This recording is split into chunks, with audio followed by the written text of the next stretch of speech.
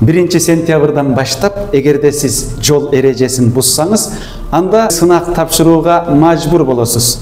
Ошондуктан жол белгилеринин кыргызча аталышын жана алардын кандай кызмат аткара тургандыгын билип алыңыз.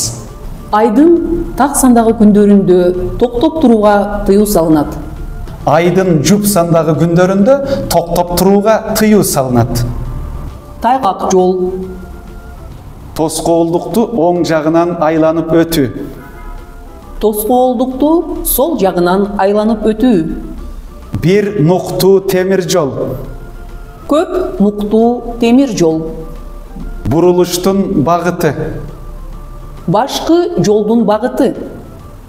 Эки тараптуу кыймыл. Жолдордун тарышы. Эс алуучу жай. Турак жай аймагы. Бир тараптуу кыймылда жүрүүчү жолго чыгуу. Тик ылдый түшүү. Тик өйдө чыгуу. Мал айдоо. Жапайы жаныбарлар. Калктуу конуштун башталышы. Акы төлөнүүчү кызматтар. Сапарыңыздар байсалдуу болсун. Эгерде видео сабак сизге жакса, анда бармак басып, пикир жазып, башкалар менен бөлүшкөндү унутпаңыздар.